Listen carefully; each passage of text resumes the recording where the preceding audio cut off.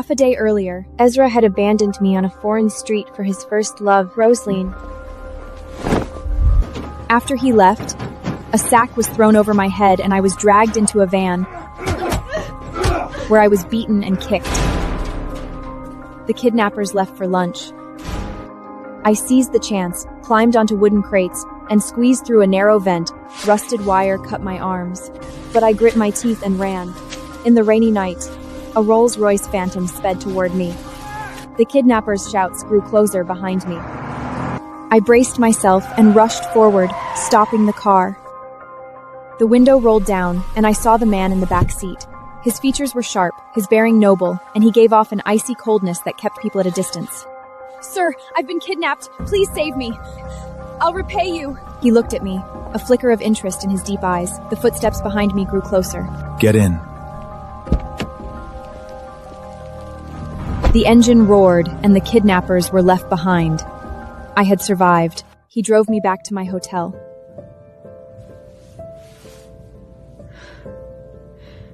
With trembling hands, I pulled out my phone.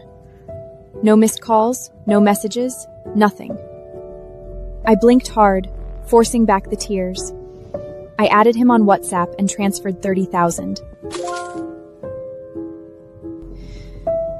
This is all I have on me right now. I'll properly thank you when I get back home.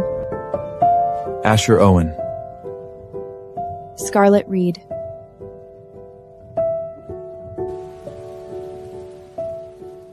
I flew 5 hours back home and returned to Sky Estate. Ezra wasn't there, probably still with his first love. I walked into the study, printed 2 copies of the divorce agreement, and signed my name. This ridiculous marriage needed to end. I went to the bedroom to pack. The huge wedding portrait hung above the bed, and I found it utterly ironic. I stepped onto the mattress, yanked the frame down, and smashed it on the floor.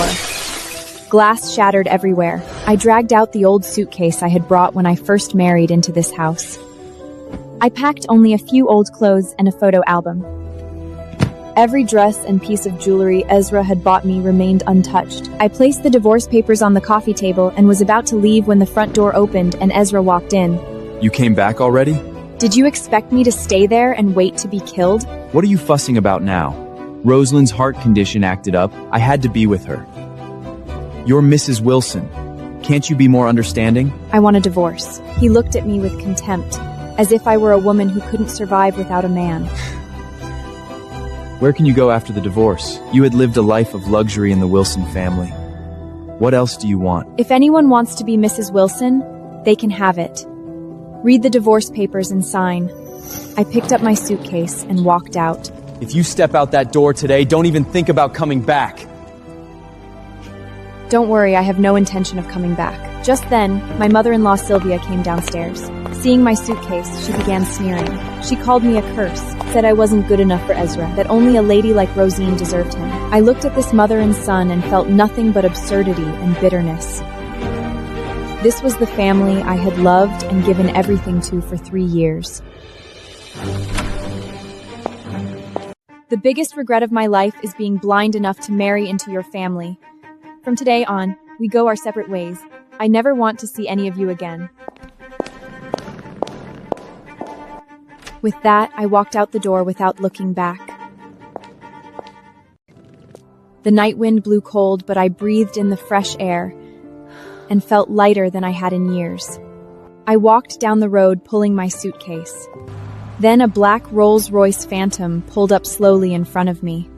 The door opened, and a tall, upright man walked quickly towards me.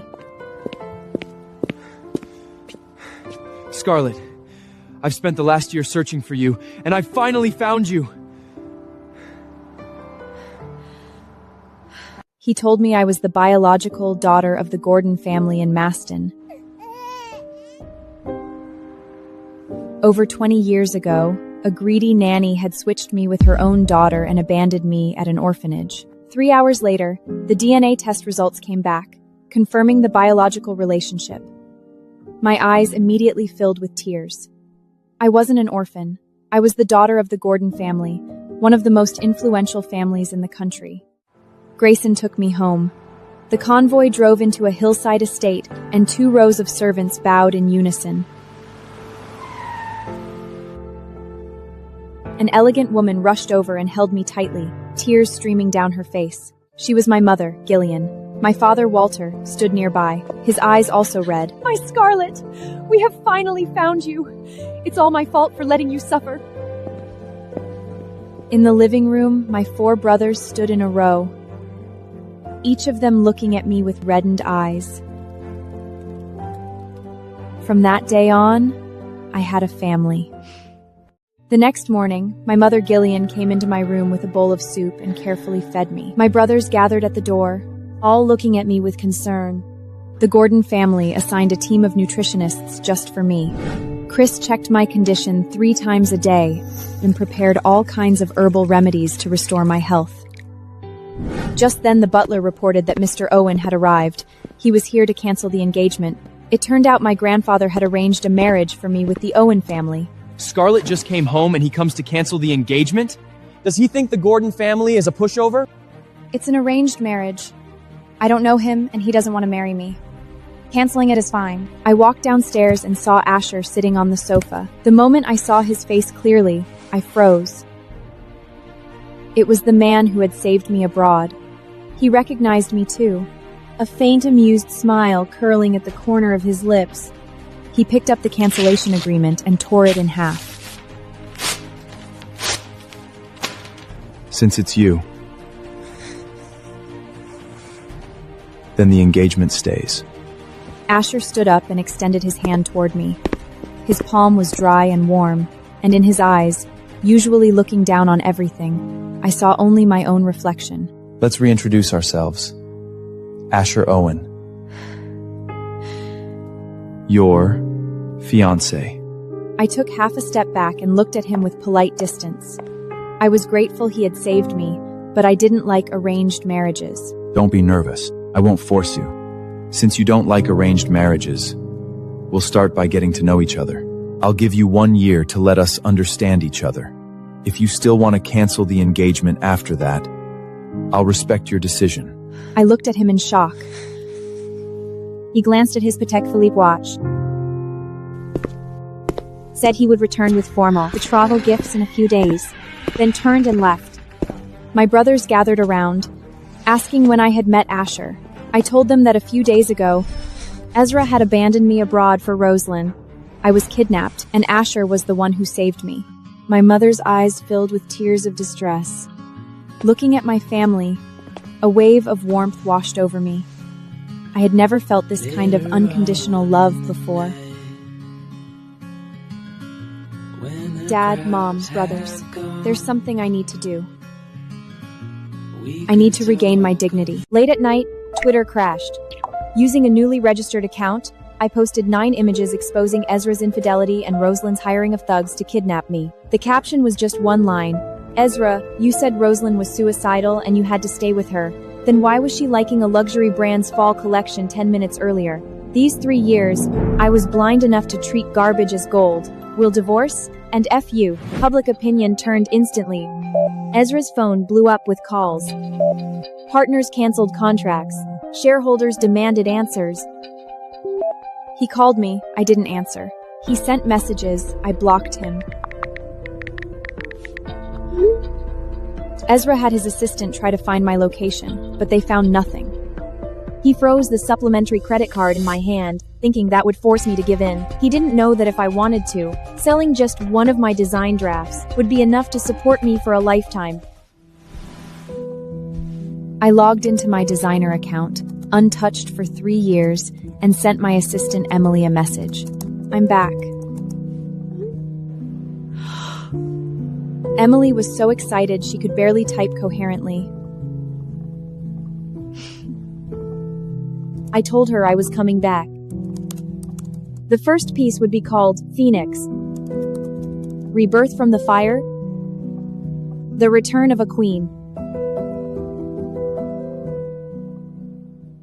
The next day, an anonymous Twitter post exploded. Ezra and his mother Sylvia were accused of embezzling company funds to the tune of 9 figures. The evidence was solid and undeniable. Ezra was overwhelmed. He sold several properties and some of his shares, but still came up far short. Rosalind offered her father's help, but but on the condition that Ezra get engaged to her and transfer half of his shares to her. Ezra agreed.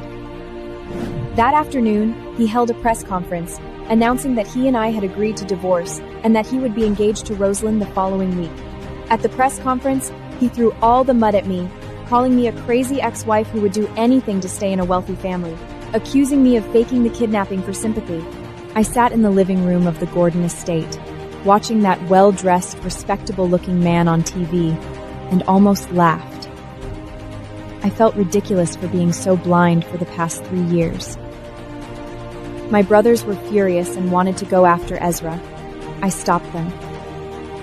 I was the one who pushed this from behind. I want to divorce him quickly and cut all ties completely. Once there's nothing left between us, we'll deal with him properly. I went back to my room, pulled Ezra out of my block list, and sent a message. See you at the courthouse tomorrow at 9. Ezra called immediately, and I hung up. He sent another long message, still with that condescending, charitable tone, saying that if I came back and admitted I was wrong, he might reconsider the divorce. I rolled my eyes and blocked him again. That evening, the butler said Ashel was waiting for me outside. I walked out of the villa, and there he was, leaning against his car, exuding that noble, cool aura. He drove me up a mountain. An hour later, we stopped at a wide, open lookout at the summit. The entire city's brilliant light spread out beneath our feet. When I was in a bad mood, I used to come here. It's quiet. No one bothers you. When you feel stifled, you can shout into the valley and let it out. He told me that in the first few years after he took over the group, half the board wanted to sideline him and the other half wanted to kick him out. On the worst night, he stood here all night. As dawn approached, he understood. The mountain wouldn't collapse, and neither would he. I listened to Asher's words, and the lingering gloom in my heart slowly faded. The pain Ezra had caused me didn't seem to hurt as much anymore. I'm not sad. I just think I was a little ridiculous before. Not ridiculous. Giving your true heart isn't wrong. What's wrong is the person who tramples on it. His words rippled through my heart. That failed marriage shouldn't become a shackle that denied my entire worth. On the way back, Emily messaged me saying the organizers of a jewelry exhibition were willing to give us the best booth.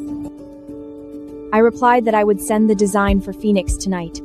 Asher took out a retro craft paper bag from the glove compartment and handed it to me, saying it was candy. Have one when I'm feeling down. The paper bag still carried a trace of warmth. Thank you, Asher.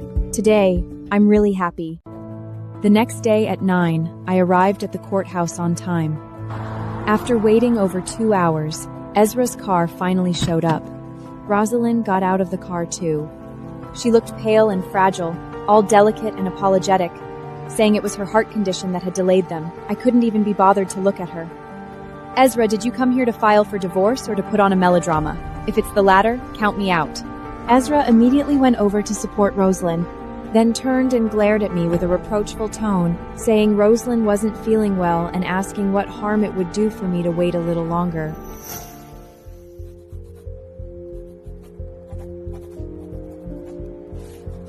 We finally completed all the paperwork just before the office closed. When the signed divorce papers was placed in my hand, I felt a lightness I had never experienced before. Ezra held his copy, but there was none of the satisfaction he had expected. Seeing my relieved smile, he felt inexplicably irritated.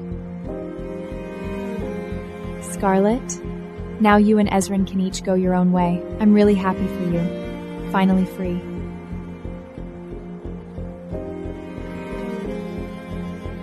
Congratulations, Mr. Wilson. You got what you wanted. I wish you and Miss Lloyd a long and happy life together. With that, I turned and walked away without a trace of regret. Sunlight fell on my straight back, as if I were reborn. After I left, Ezra and Rosalind went to a restaurant. Rosalind scrolled through her phone, seeing that everyone online was cursing me, and her mood couldn't have been better. Suddenly she gasped, Asher had posted on Twitter. That account, which never posted anything, had published its first update, My Girl. The accompanying photo was a back view, on a deep, dark mountaintop. A slender figure in a beige trench coat stood by the railing looking into the distance. Within minutes, comments and reposts shot past 100,000. 3 hashtags flooded the trending charts. Ezra stared at the screen, feeling that the silhouette looked more and more like me. A surge of betrayed anger rose from deep within him. He thought I had been so eager to divorce him because I had secured someone like Asher. He stood up abruptly, left Rosalind behind, and drove off to find me. At that very moment, I was standing in the Gordon Group's executive office by the floor-to-ceiling windows, a cup of coffee in my hand, and said to my brother Grayson beside me, "It's time to begin." When I returned to the Gordon estate, only the adopted daughter Vivian was in the living room. She was sitting cross-legged on the sofa scrolling through her phone. When she saw me come back, she immediately jumped up. "You're back, Scarlett? How did it go? Everything okay?" "Yes, it's done." She took my arm and pulled me to sit on the sofa, then casually waved her phone and asked if I had seen Twitter. It was very lively today. Vivian pushed her phone screen in front of me, her eyes fixed on my expression. "Asher posted on Twitter. He's never posted anything personal before. This is his first." "Look at that silhouette. Scarlett, doesn't it look a bit like you? Didn't you two go out yesterday?" "It's not me. Lots of people have similar silhouettes." Joy surged through Vivian upon hearing the answer. She pretended to be angry on my behalf, saying Asher shouldn't have shared misleading photos. Then she asked if I knew the woman in the photo. How would I know about Mr. Owen's private matters? "But Vivian, you seem especially interested in him."